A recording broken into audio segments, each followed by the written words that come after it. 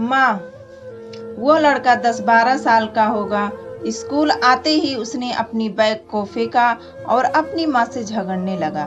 तुम मेरे स्कूल में क्यों आई? माँ ने कहा, बेटा, तुम्हारे लंच बॉक्स में मैं चटनी रखना भूल गई थी और तुम टिफिन लेकर स्कूल चले गए थे। बेटा बोला, लेकिन तुम इतना नहीं जानती, तुम कानी हो, तुम्हारे पास केवल एक ही आंखें हैं। तुम्हारे जाने के बाद सब मुझसे कहने लगे कि तुम्हारी माँ कानी है। सब हंस रहे थे और मेरा मजाक उड़ा रहे थे। बेटा बोला, मैं आज नहीं खाऊंगा। माँ बोली, बेटा, दोबारा तुम्हारे स्कूल में नहीं आऊंगी, खा लो। लेकिन लड़का बार बार अपनी माँ को सुना रहा था कि तुम कानी हो, तुम कानी हो, तुम कानी हो। माँ इस जहर को शंकर की भांति पी गई और अपने बालक से बहुत प्रेम किया। गांव में जाकर माँ ने अपने बेटे को पढ़ाया। बेटा स्कूल में प्रथम आया। शैक्षणिक संस्थान में उसने सम्मान में स्कूल में कार्यक्रम का आयोजन किया। लड़का तैयार हो गया और स्कूल के लिए निकल गया। माँ ने कहा, बेटा, मैं आऊं या नहीं? लड़के ने कहा, तुम कानी हो। मैं इतना कहकर वो चला गया। अपने बेटे की ये शब्द सुनकर माँ का कलेजा फटने को आया, लेकिन यह उस बुद्धिमान युवक को अपनी माँ का दिल नहीं दिखाई दिया। माँ रो रही थी।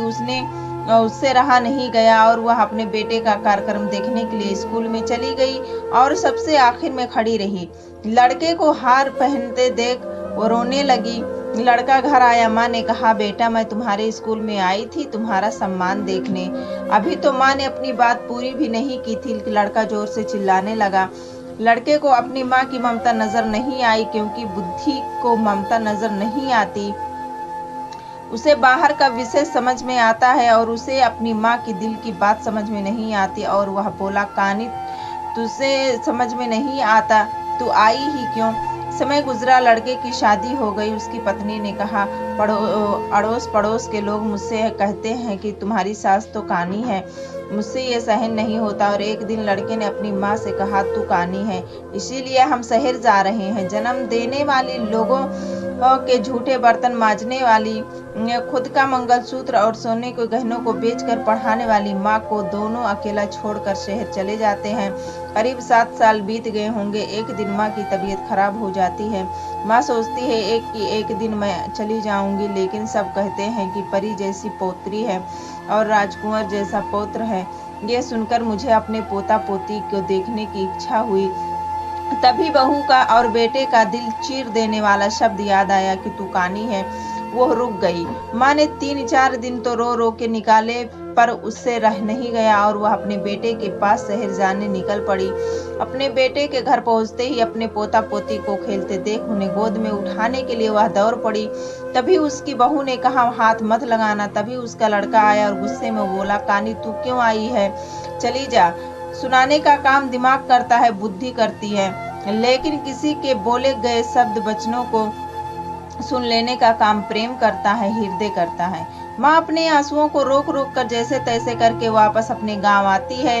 कुछ दिनों के बाद गांव के मुखी ने शहर में रहते हुए उसके लड़के को फोन करके कहा, तुम्हारी माँ अब कुछ दिन की मेहमान है। मुखिया की शर्म में वह लड़का अपनी माँ से मिलने के लिए शहर से गांव निकल गया, लेकिन वह मन ही मन में क्रोधित हो गया था और बोला, कानी मर जाए तो अच्छा है।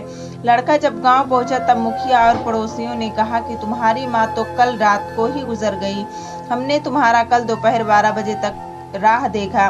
फिर तुम्हारे ना आने पर हमने तुम्हारी माँ का अग्निदाह संस्कार कर दिया।